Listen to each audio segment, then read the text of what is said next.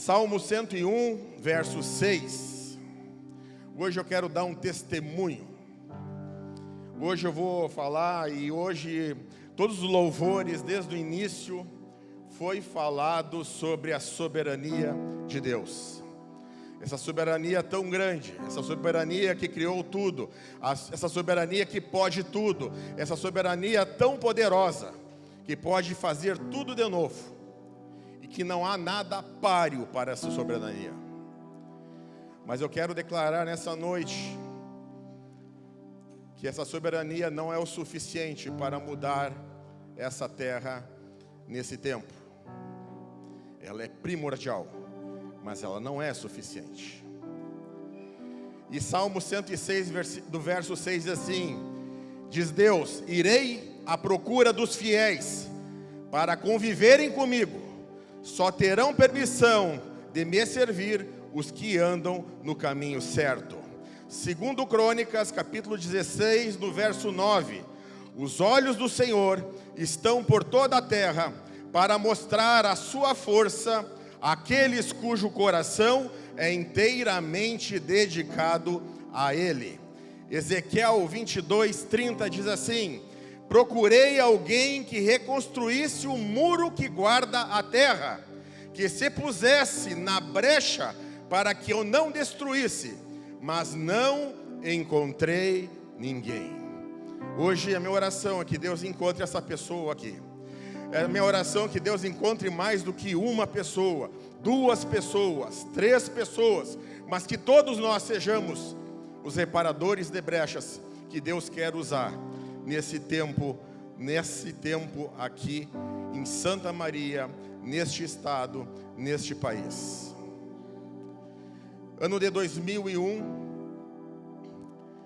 no bloco cirúrgico da 10ª enfermaria do Hospital Santa Casa de Porto Alegre, numa tarde eu estava sentado e um colega meu disse: Rafael, fui chamado para avaliar uma menina, eu não consigo avaliar essa menina. Você que está no bloco, anestesie ela e examine ela. Ela tem uma espasticidade tão grande que eu não consigo examiná-la. Não tem problema.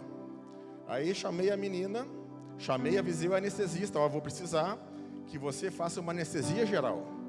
Eu não conheço o caso, mas meu colega que está lá precisa avaliar e precisa que eu examine essa menina. Quando adentra no bloco cirúrgico, entra uma menina de mais ou menos 14 anos. Era um nozinho, toda encolhida, toda retorcida. Não falava, não se comunicava, se alimentava por sonda, respirava por traqueostomia e precisava ser examinada. O anestesista, quando chega na sala, um senhor já com seus 60 anos, chegou, olha para aquele caso, olha para aquela moça e diz: é por causa disso que eu não acredito que Deus exista. E se Ele existe, Ele não é bom. Se Ele existe e é bom, Ele não é justo. É por causa disso que eu não acredito que Deus exista. E eu ouvi aquilo e disse: Senhor, me dá uma palavra. Senhor, o que eu posso falar nesse momento? E aquilo me impactou de uma tal forma que eu fiz o que tinha que ser feito. Examinei aquela menina, demos o diagnóstico, ela seguiu o tratamento. Passaram-se 3 anos, eu venho para Santa Maria, feliz de ter concluído a minha formação. Vim trabalhar, realizar um sonho meu, da minha família, do meu pai, que era a minha mesma profissão. E 3 meses de trabalho, meu pai tem um AVC. E ele sofre, além do AVC, um acidente que não tem nada a ver com um problema que levou ele a ter essa doença. Um acidente inusitado, um acidente besta que trouxe ele a consequências terríveis. E cada dia que nós nos reunimos no quarto da minha mãe para orar em família, Deus vai fazer um milagre. Cada dia que nós orávamos e a cidade, as igrejas da cidade da época se comoveram com aquilo e entraram em oração, de todas as denominações, do país, do estado. E cada vez que eu ia naquela UTI e orava e pedia e clamava, quando eu terminava a oração, eu levantava o rosto, eu via aquele espírito sarcástico na cara dos meus colegas, dos circulantes, da enfermagem, dos enfermeiros, porque sabiam do caso, da seriedade do caso.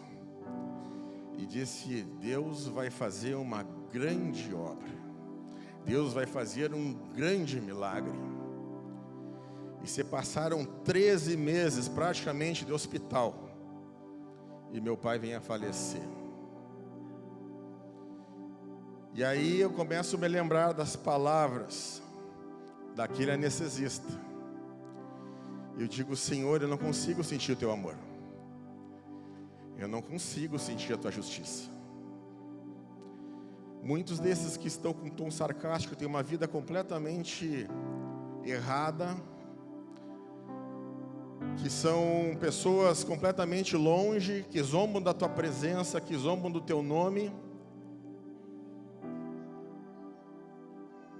Eu sei que tu é bom, eu sei que tu é justo, mas eu acredito pela fé, não por sentimento.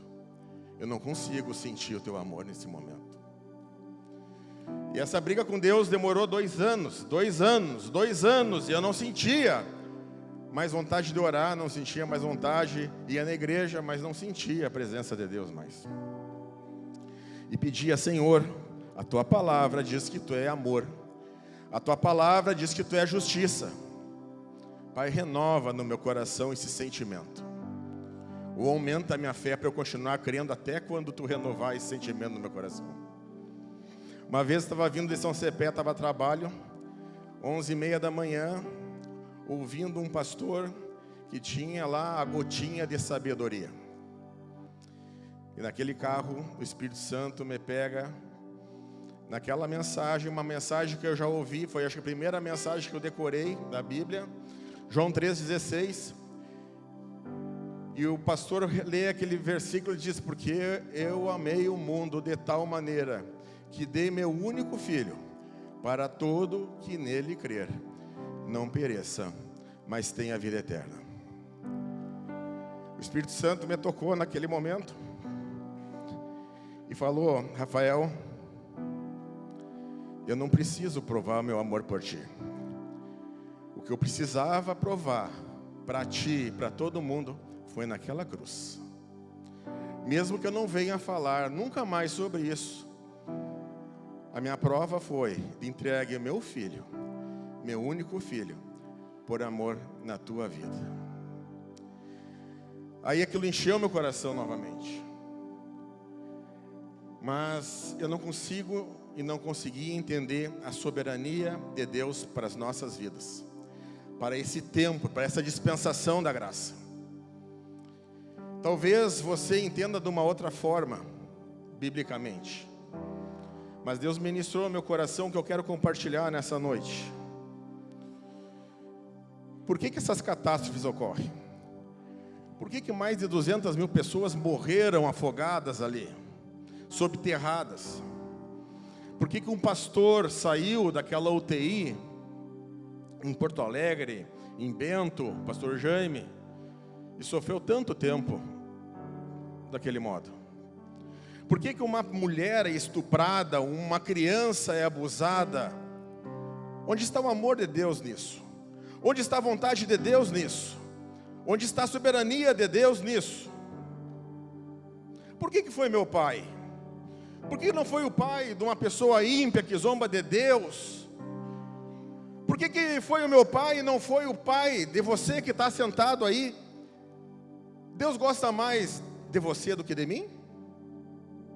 Onde está a justiça desse Deus? É isso que eu preciso falar nessa noite.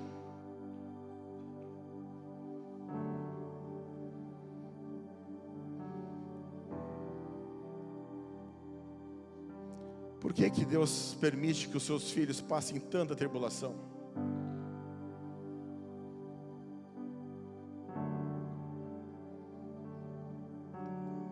Talvez aquele jargão que nós usamos no ambiente de crente, Deus está no controle. Talvez isto não esteja tão certo assim. Nós precisamos revisar alguns conceitos para tentar entender e responder essas respostas. E hoje, como eu queria encontrar que era anestesista. Quem somos nós? Nós estudamos, quem veio nas terças-feiras sabe o que é o homem natural, o homem que não aceitou a Cristo. Quem somos naturalmente? Em Romanos, no capítulo 3, no versículo 10, diz que, como afirmam as Escrituras, ninguém é justo, nenhum sequer, ninguém é sábio, ninguém busca Deus, todos se desviaram, todos se tornaram inúteis, ninguém faz o bem, nenhum sequer. Quem nós somos? Injustos. Que justiça nós merecemos? Que bênção nós merecemos? Que agrado nós merecemos? Nenhum, porque nós não somos justos naturalmente. E falo que a nossa justiça humana, aquilo que nós achamos que nós somos justos, somos alguém. A Vitória falou nessa terça-feira, na terça-feira que ela falou, que são como trapos de imundícia. Outros teólogos falam que eram as bandagens que os leprosos usavam e tiravam e trocavam para curar as suas feridas. E Deus diz que as nossas justiças são como trapos de imundícia. Se nós somos injustos, então não merecemos nada. Nada, inclusive, que nós já temos. Por pouco que nós achemos que aquilo que nós temos é nosso. E na verdade não é. E se nós temos alguma coisa, já é infinitamente mais do que nós poderíamos merecer. E se nós temos, você que é um homem natural, que é uma criatura de Deus, e você que é um homem espiritual, que é um filho de Deus, tudo que você tem faz parte da graça de Deus, o amor de Deus pela tua e pela minha vida. E não merecimento porque você aceitou Jesus, não merecimento porque você é bom, ou você é justo, ou faz alguma coisa por você mesmo. Então nós não merecemos nenhum favor. E se nós nos tornamos justos perante Deus, é porque nós nos apropriamos da justiça de Jesus Cristo. E quando Deus olha aquele pecador que está ali, o Rafael que está ali, porque eu aceitei a Jesus como Salvador, ele vê o seu filho naquela cruz. Eu sou justificado em Cristo.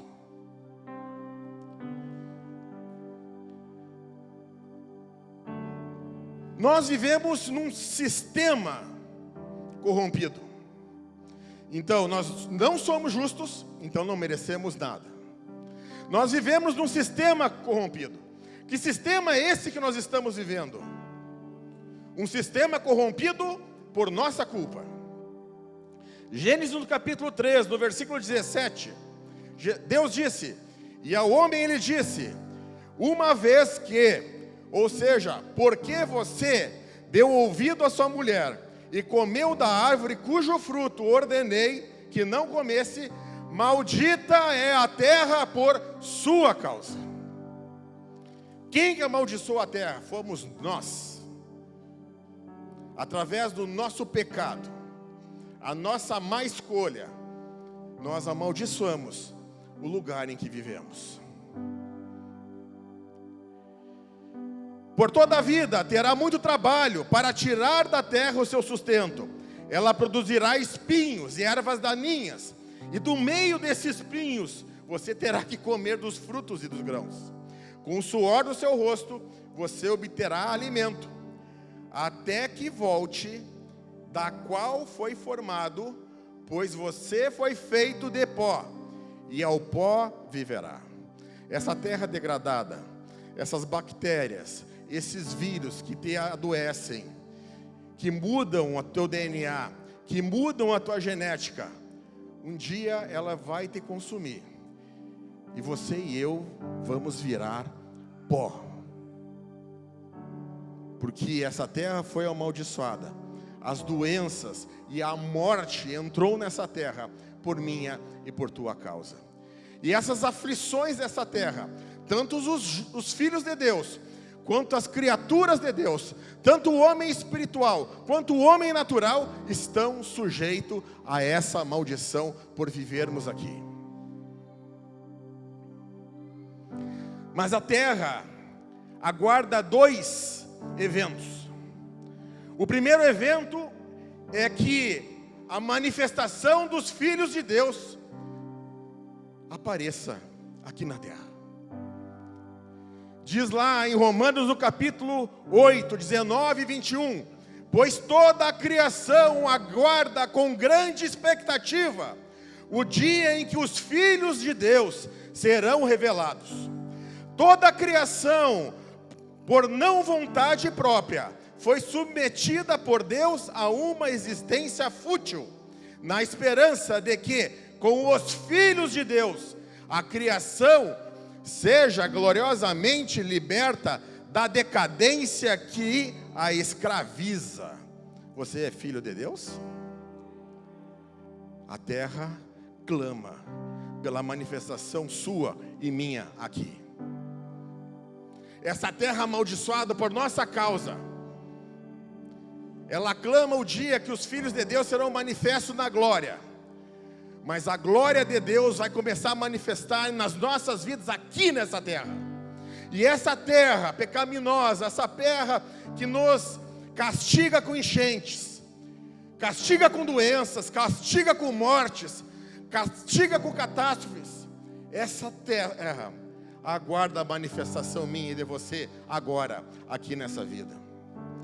E a outra coisa que essa terra aguarda é a sua restauração completa. Apocalipse 21:1. Então vi um novo céu e uma nova terra, pois o primeiro céu e a primeira terra já não existiam, e o mar também não existia. Vai chegar um certo tempo em que a terra será refeita, pura de novo, santificada, e lá nós voltaremos a habitar com o Senhor para todo sempre. Mas enquanto nós vivemos aqui, criaturas e filhos de Deus estão sujeitos a esse sistema que produz sol para todos, ar para todos, semeadura e colheita para todos, doenças para todos, morte para todos, decomposição para todos. Terceiro conceito: Deus controla tudo o que acontece aqui?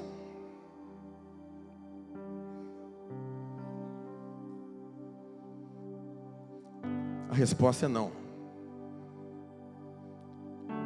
Uma pessoa que é controladora, um ser que é controlador, é uma pessoa que quer o controle de todas as coisas por meio da sua vontade. É através de uma maneira impositiva, é através de uma maneira autoritária, é através de uma maneira manipuladora. Ele controla tudo, controla sentimentos, controla decisões, controla ações. Tu vai ser isso, tu não pode fazer aquilo, tu vai ser salvo, tu não vai ser salvo, tu vai ter saúde, tu não vai ter saúde. Deus não está no controle.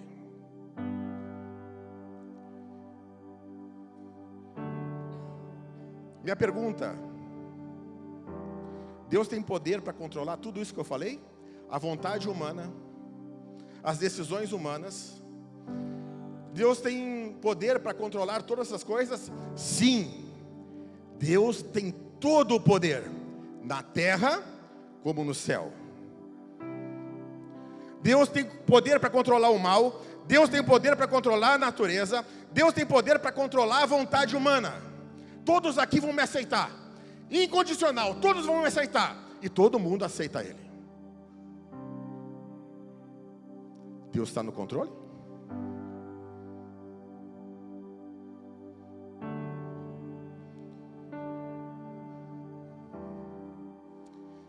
Na verdade, Deus não está no controle.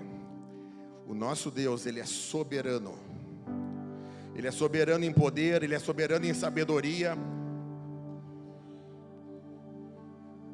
O nosso Deus quer controlar todas as coisas? Não. Ele determinou na sua sabedoria que as coisas não seriam dessa forma. Não seria num controle impositivo. Não seria num controle determinante. Não seria num controle em que tudo ia acontecer conforme Ele queria. A vontade humana, a decisão humana, as escolhas humanas, as catástrofes naturais. Se Deus controlasse tudo, tudo deveria estar do jeito dele. Do jeito que Ele gostaria que estivesse as coisas. Está? Maldade, guerras, corrupção, abusos, divórcios, brigas, doenças, inimizades de pais e filhos, desonra. 1 Timóteo 2,4 diz que o desejo de Deus é que todos sejam salvos e conheçam a verdade. Essa é a vontade de Deus. Todo mundo é salvo e todo mundo conhece a verdade. Todo mundo vai ser salvo e todo mundo conhecerá a verdade. Então, que controle Deus tem aí? Se as coisas não são do jeito de Deus, é porque Ele não tem autoridade na terra. Se Ele não tem autoridade aqui, quem é que tem? E o que Deus teria de influência nessa terra então?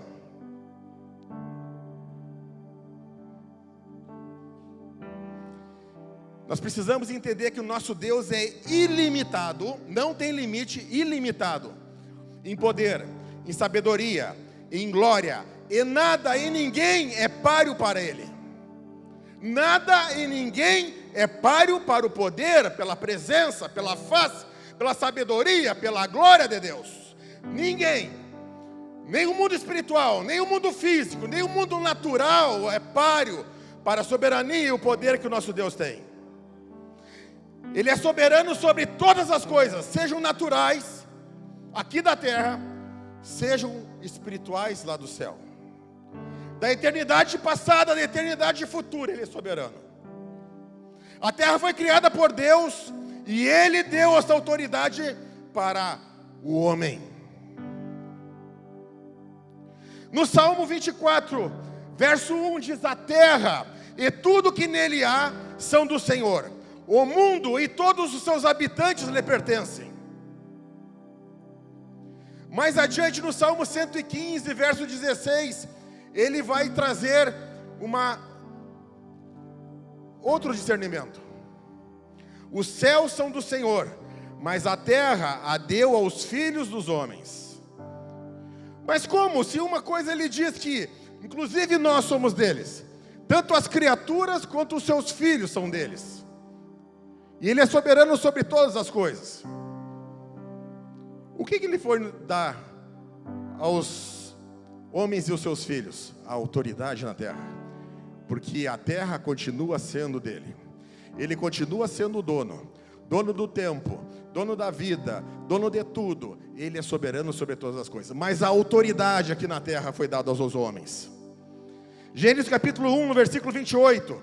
Então Deus disse: sejam férteis, multipliquem-se, encham e governem a terra, dominem sobre os peixes do mar, sobre as aves do céu, sobre todos os animais que rastejam pelo chão.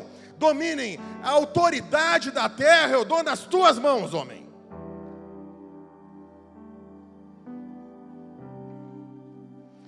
O soberano Deus, dono de tudo, tem a propriedade de todas as coisas. E dá autoridade. Ele dá a posse, Ele dá a cessão, Ele dá o aluguel ao inquilino homem. Inicialmente por tempo ilimitado antes do pecado. Era para o homem ficar dominando aqui, crescendo, multiplicando, tendo relacionamento com Deus em toda a eternidade, comendo a fruta da árvore da vida, o resto da eternidade. Mas o homem perde essa autoridade.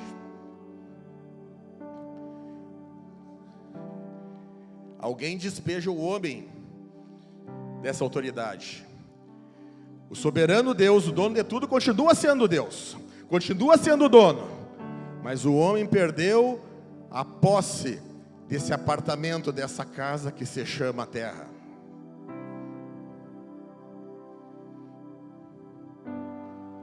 Por que que isso aconteceu? Por causa do pecado. Com o pecado, o homem perdeu a autoridade da terra para Satanás. Pois ambos, tanto Satanás quanto o homem, tinham autoridade em alguma coisa. O homem tinha autoridade na terra, e antigamente Satanás tinha alguma autoridade no céu. Ele era o anjo de luz, ele era líder, ele era líder de vários e várias potestades de anjos, de arcanjos. Ele era uma pessoa influente, ele tinha autoridade, mas nem o homem era dono da terra, e nem Satanás era o dono do céu, mas cada um tinha autoridade no seu lugar. Mas pela cobiça do coração de Satanás e pela cobiça do coração do homem, que não quiseram se contentar com a autoridade que Deus deu, mas eles queriam ser igual a Deus, eles queriam ser dono de tudo. E Deus não divide a sua glória com ninguém, Deus não divide a sua propriedade com ninguém, Deus não divide a sua soberania com ninguém. 2 Pedro no capítulo 2, no versículo 19, prometem liberdade, mas eles próprios são escravos da corrupção, pois cada um é escravo daquilo que controla. O homem se tornou escravo do pecado e perdeu a autoridade que Deus tinha dado sobre ele na terra. Mateus 4, 8 e 9, em seguida, o diabo levou até um monte muito alto. Isso aí foi Jesus na tentação do deserto. Ele mostrou todos os reinos do mundo e da sua glória. Da glória de quem? De Deus? Não, da glória que Satanás roubou do homem. Que reino que Satanás mostrou para Jesus? Os reinos que ele roubou do homem. A glória que Deus tinha dado ao homem, a autoridade que Deus tinha dado ao homem, Satanás roubou. E disse para Jesus: Jesus, se tu se ajoelhar e me adorar, tudo isso, toda essa autoridade, todo esse mundo que hoje é meu, que hoje essa autoridade é minha, eu te darei. Jesus não chamou ele de mentiroso, porque era verdade. Deus não repreendeu Satanás e chamou ele de enganador, porque isso era verdade. Mas ele trouxe a palavra do Senhor e disse: somente ao Senhor seu Deus prestará culto e adorarás. Agora essa autoridade que foi perdida por Deus foi reconquistada na cruz do Calvário. Lá em Mateus, no capítulo 28, versículo 18, Jesus foi morto, Jesus ressuscitou, foi lá no inferno, pegou a chave do inferno e da morte, que o homem perdeu lá do jardim, que era para ter comido o fruto da árvore da vida, e ele foi querer ser igual a Deus, ser dono daquilo que ele não foi chamado para ser. Jesus se aproximou dos discípulos, da sua nova igreja, andando, começando. Toda a autoridade no céu, na terra foi me dada. Portanto, vão, façam discípulos de todas as nações, batizando-os em nome do Pai, do Filho e do Espírito Santo. Ensinem esses novos discípulos a obedecerem a todas as ordens que eu lhes dei. E lembrem-se disso: estou com vocês até o fim dos tempos. 1 Coríntios capítulo 2. Depois que Jesus faz isso,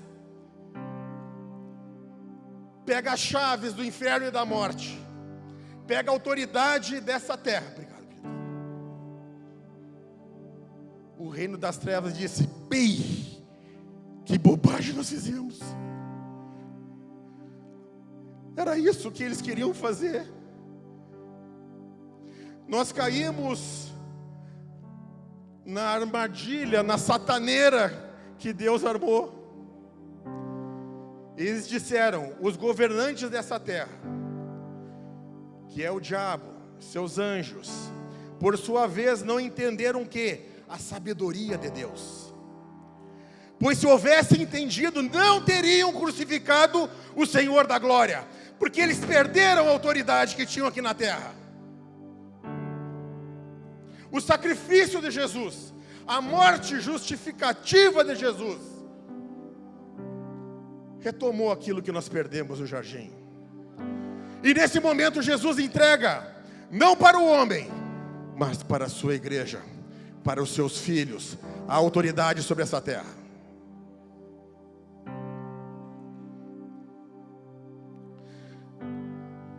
Lucas 9:11 diz, Jesus reuniu os 12 e deu poder e autoridade para expulsar todos os demônios e curar enfermidades. Lucas 24, 48 e 49, vocês estão testemunhas dessas coisas, falando para a sua igreja, falando para os seus discípulos. Agora eu envio a promessa do meu Pai, mas fiquem na cidade até que sejam revestidos de poder. Eu estou entregando a autoridade que eu conquistei na cruz, que eu conquistei do diabo, estou entregando para os meus filhos. Enquanto Deus age na legalidade, que pela soberania que Ele fez, Ele determinou, o diabo continua agindo na ilegalidade.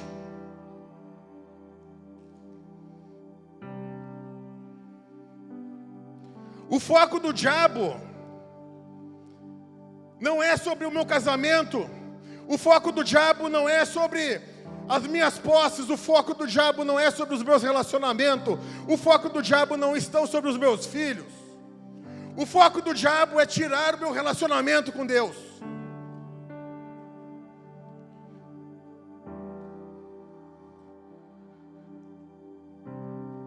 Porque se eu não estiver com Deus, o que me adianta essa autoridade? O que me adianta meus trapos de imundícia aqui na terra?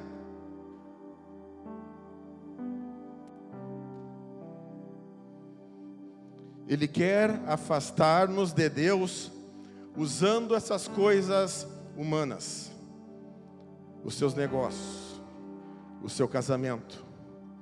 Ele quer que você questione o amor de Deus.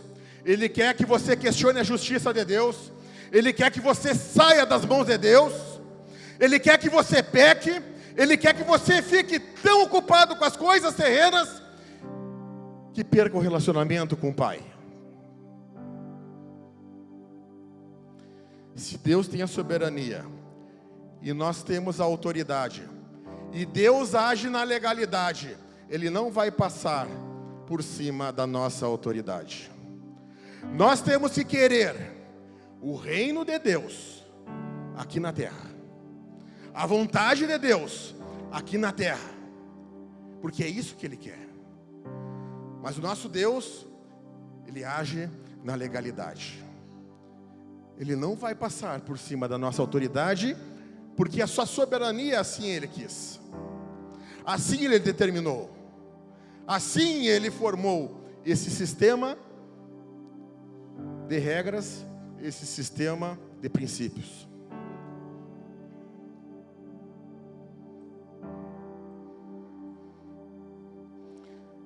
João capítulo 10, versículo 28 diz, Jesus disse, eu lhes dou a vida eterna, e elas, as minhas ovelhas, nunca morrerão. Ninguém pode arrancá-las da minha mão, de Jesus Cristo. Nem inferno, nem diabo, nem circunstâncias podem arrancar as ovelhas da minha mão. Nada poderá arrancar as minhas ovelhas das minhas mãos. O diabo pode nos atingir,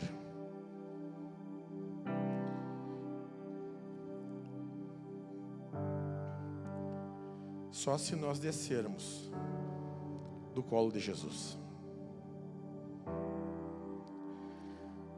O diabo pode fazer na sua ilegalidade o que Ele quer fazer nessa terra, se nós nos omitirmos como filhos a nossa autoridade aqui nessa terra. O diabo pode fazer muito mais coisas por causa da nossa omissão com a autoridade que Deus tem nos dado e que nós não exercitamos e não chamamos Deus para essa terra.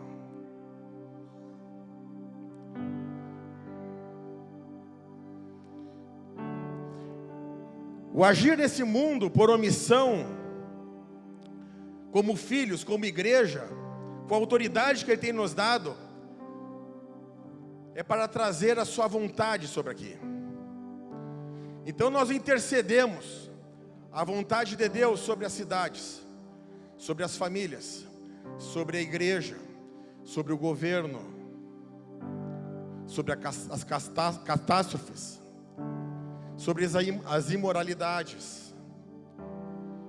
Nós precisamos entender o papel que nós temos, fundamental nessa interação, que foi o soberano Deus que quis assim na sua soberania. Quer dizer que a minha omissão pode ser causa pela maioria do mal que age sobre a terra? Sim. O soberano Deus, o dono de tudo, quer junto com seus filhos, que detêm autoridade, trazer o seu reino, a sua vontade aqui na terra. Se nós não dermos essa autoridade, essa legalidade, ele fica impedido de agir nesse sistema em que nós vivemos aqui, porque a autoridade Ele nos deu, e Ele vai agir só na legalidade. Como filhos, nós precisamos almejar a sua vontade. Como filho, nós precisamos almejar a sua presença. E como filhos, nós precisamos pedir para que Deus venha, desça ao céu, repreenda a corrupção, repreenda a imoralidade, repreenda a depravação, repreenda os roubos, repreenda os abusos, repreenda os divórcios, repreenda as divisões, repreenda as murmurações. Nós precisamos almejar como igreja e pedir aquilo que Deus, o soberano Deus, quer fazer na terra, por nosso intermédio.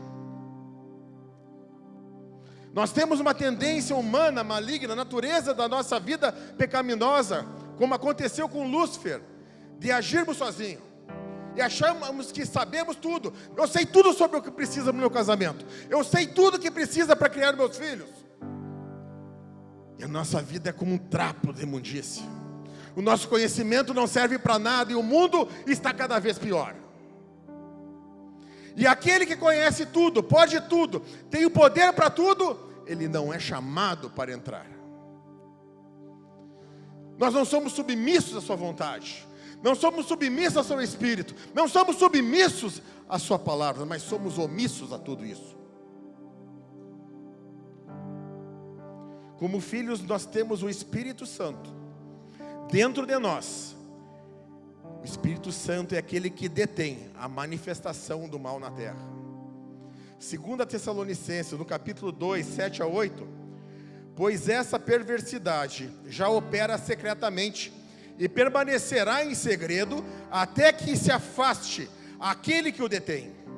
Então o homem da perversidade, Satanás, será revelado, mas o Senhor Jesus o matará com um sopro da sua boca e o destruirá com esplendor. O que detém a ação completa do diabo, que ocorrerá na grande tribulação, é o Espírito Santo, que só está aqui por minha e por tua causa. É o Espírito Santo, que é Deus em nós, até a consumação dos séculos, por minha e por sua causa. O dia que nós sairmos daqui, o Espírito Santo não ficará. Ai daqueles que ficarem. O diabo sabe disso, Por isso que o diabo quer tirar, quer que desçamos de cima da sua mão, de cima do seu colo, porque essa falta de interação neutralizará o poder de Deus para aquilo de bom que Deus quer fazer na terra, para aquilo de virtuoso que Deus quer fazer na terra. A soberania de Deus, a autoridade que Ele deu para nós como igreja, tem a capacidade de mudar esse mundo, tem a capacidade de mudar a tua vida, tem a capacidade de mudar o teu casamento, tem a capacidade de mudar a tua cidade, tem a capacidade de mudar o teu país, tem a capacidade de mudar os teus filhos, tem a capacidade de mudar a tua casa, a tua igreja. Mas você tem que chamar a soberania e a vontade de Deus para a sua vida, para que Ele possa, através da sua autoridade, Ele entrar com a sua vontade e fazer aquilo que Ele quer fazer. Com a autoridade de Deus,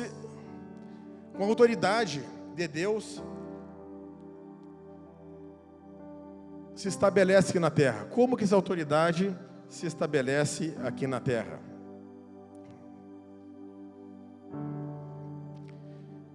No latim, no Novo Testamento, a autoridade de Deus tem duas origens.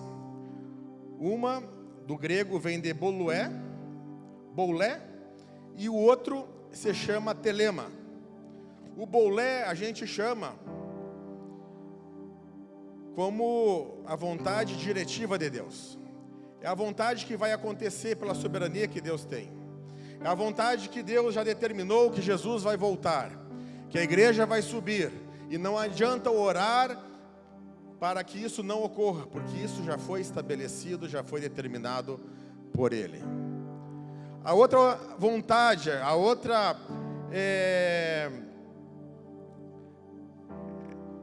maneira que Deus age através da sua vontade é o telema. Fala sobre o caráter, sobre a natureza de Deus. Aquilo que nós oramos, aquilo que nós pedimos através do seu caráter, aquilo que nós intercedemos através daquilo que Ele já escreveu e determinou a sua vontade aqui na Bíblia.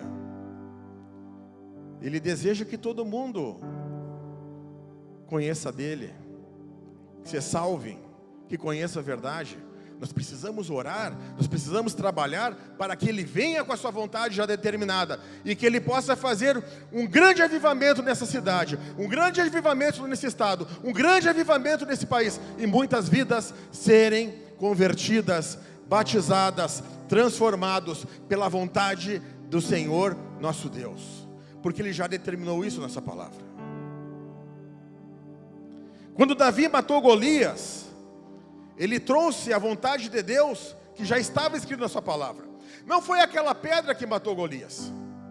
Poderia ter sido um sopro, poderia ter sido areinha, poderia ter sido poeira, mas o que matou Golias foi a vontade de Deus já determinada na sua palavra, trazida pela autoridade que Davi tinha. Davi tomou posse, e com a sua autoridade que ele tinha, com aquele menininho tinha, ele trouxe a vontade de Deus para aquela ocasião. Lá em Deuteronômio, no capítulo 9, versículo 2 e 3, diz assim: Deus dizendo: seus habitantes são fortes e altos, descendentes dos famosos Enaquins. Você ouviu o ditado: quem é capaz de resistir aos Enaquins? Isso já tinha sido escrito muitos anos antes de Davi nascer. E Deus conseguiu. Esteja certo, porém, que hoje o Senhor, seu Deus, vai adiante de vocês, como fogo devorador. Ele os derrotará e os humilhará diante de vocês, para que vocês os expulsem e o destrua rapidamente, como o Senhor prometeu. O que Davi fez? Davi usou a autoridade que ele tinha para trazer a vontade de Deus que estava na sua palavra, para trazer rema, para trazer execução, para trazer aquilo que Deus já tinha prometido à sua igreja, ao seu povo. Nesse livro existem inúmeras, e a palavra diz que além dessas são infinitas as misericórdias, as bênçãos que Deus tem preparado de antemão, e Ele quer derramar sobre a terra. Onde elas estão? O problema é a soberania, ou o problema está na autoridade que nós temos? O problema está na nossa omissão, ou talvez nós não estamos no colo, nas mãos do nosso Senhor Jesus Cristo, por causa do pecado, por causa das distrações. Josué e Caleb olharam a terra prometida, viram gigantes, mas eles não deram bola para as circunstâncias, porque eles sabiam a soberania de Deus, a autoridade que eles tinham, e era só clamar que Deus desceria com a sua soberania e aniquilaria e daria ao seu povo a terra prometida. Apenas aqueles dois entraram na terra prometida. Apenas aqueles dois entenderam a autoridade que tinham. Neemias e Esdras, um reedificou os muros, o outro reedificou o templo. E lá em Neemias 1, no versículo 8, Neemias orando, traz naquele momento a vontade de Deus, através da sua autoridade, e diz: por favor, lembra-te do que disseste o teu servo Moisés: se forem fiéis a mim, eu vos dissiparei entre as nações, mas se voltarem para mim e obedecerem aos meus mandamentos, e viverem de acordo com eles, então, mesmo que estejam exilados nos confins da terra, eu os reunirei e os trarei de volta ao lugar que escolhi para estabelecer meu nome.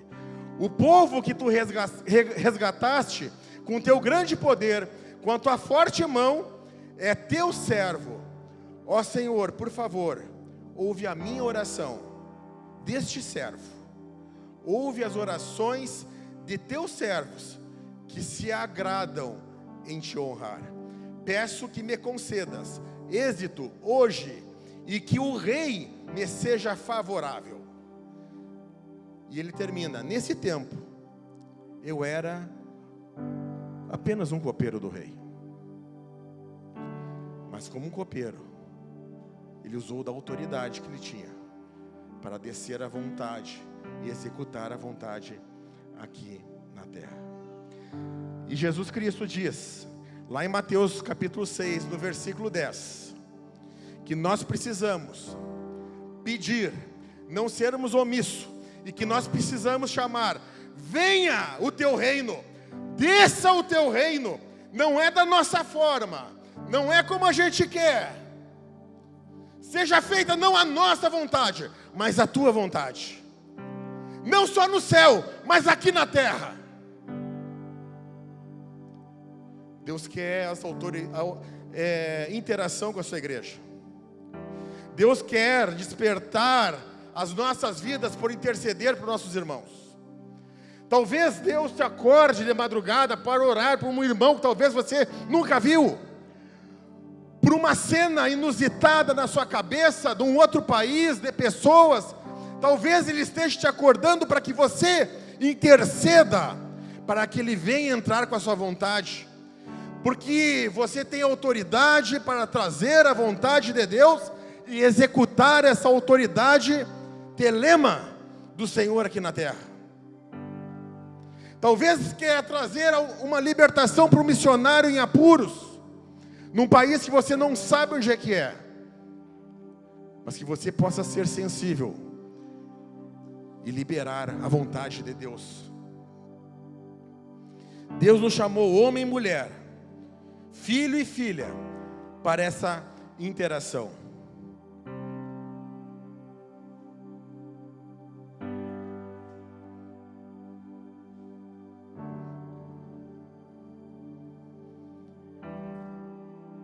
E se essa interação não acontece? E se eu não quero ficar no colo desse meu pai, e decido sair desse colo, viver a vida da maneira que eu acho que tem que viver, se eu decido questionar e duvidar da bondade de Deus, do amor de Deus, da justiça de Deus, essa interação não irá acontecer. Mas não será a primeira vez que Deus trocará seus filhos para que a vontade soberana dele aconteça aqui na terra. Ele trocou um povo inteiro. Mais de 6 milhões de pessoas não entraram na terra prometida, porque eles não interagiram com o Deus soberano.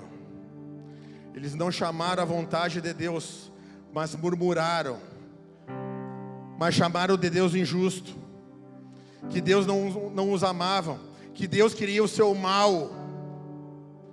E o Deus soberano pronto para abençoar, cheio de promessas na sua palavra. E Deus trocou uma filiação inteira que não quis relacionamento com ele, por uma nova geração. Da antiga geração só entrou Josué e Caleb. Lá em João, no capítulo 15, e vou encerrar, Jesus fala sobre a videira verdadeira. Jesus fala dos ramos. E ele fala que aqueles ramos que não frutificam, aqueles ramos que são omissos, aqueles ramos que não querem ser supridos, a maneira que aquela raiz que é Jesus Cristo quer suprir e frutificar os ramos, diz que o lavrador, que é Deus, corta esses ramos, joga no fogo, até brotar ramos novos.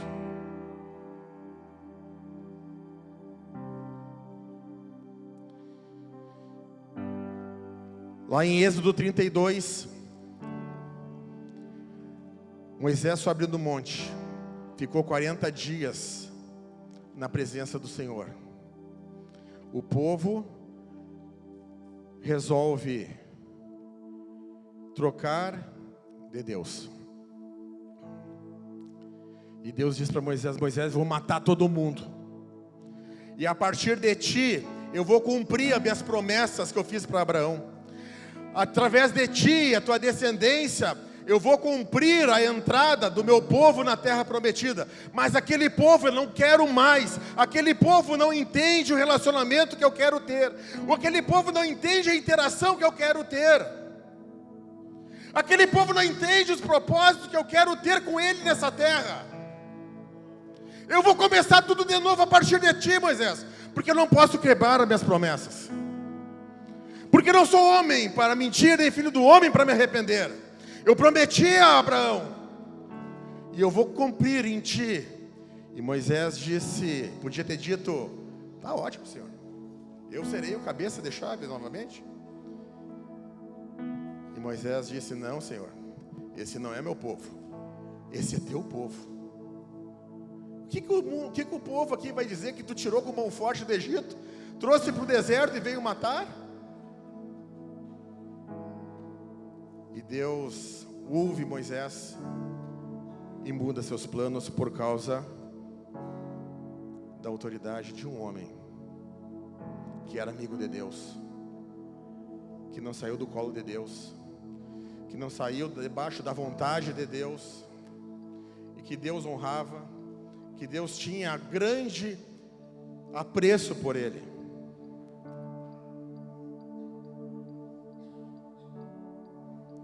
Primeira Pedro 3,12 diz que os olhos do Senhor estão sobre os justos e seus ouvidos abertos para as suas orações. O Senhor, porém, volta os seus rostos contra os que praticam o mal.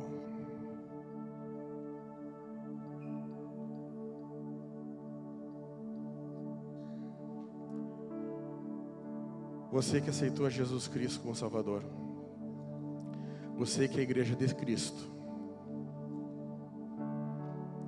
Como está a sua vida? Você está no colo do Pai? Você está debaixo das mãos do Pai?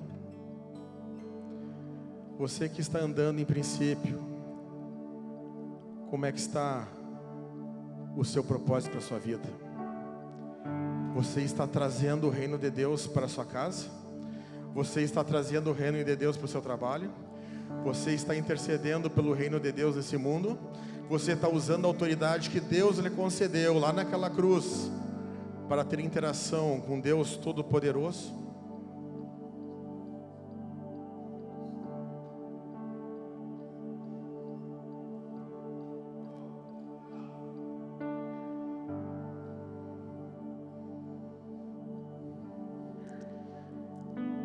Por que o justo sofre?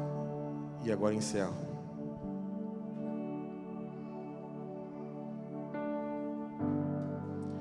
Se nós lermos o livro de Jó, diz que Jó ele era íntegro e reto e desviava do mal, ele não tinha pecado. Se nós lermos Lucas no capítulo 22, versículo 31, Jesus chama Pedro: Pedro, o diabo me pediu autorização para peneirar vocês como trigo. Pedro disse: você não vai autorizar, né, Jesus? Pedro, eu intercedi por você. Ah, que bom, Jesus. Eu intercedi para que a sua fé não desfaleça. A autorização foi concedida. Mas quando você terminar essa peneira, apacenta os teus irmãos. Essa prova não vai ser para te destruir. Essa prova vai ser para te aperfeiçoar. Lá no livro de Daniel,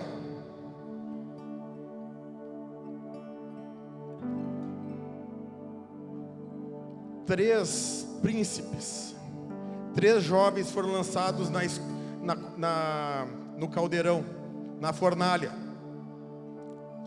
E Nabucodonosor olha para dentro. Por 3 vezes ele pergunta: nós não lançamos 3 homens amarrados lá dentro? Eu vejo 4 homens soltos. Nós não mandamos 3 homens amarrados lá dentro? Eu vejo 4 homens soltos.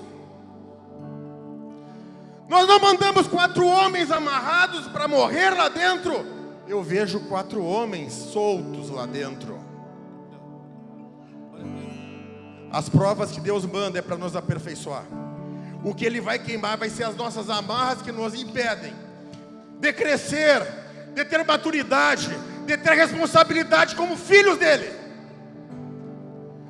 A prova que Ele vai mandar, que Ele vai deixar Satanás agir sobre a nossa vida, vão ser sataneiras, em que Ele vai ser usado para nos aperfeiçoar e jamais para nos matar.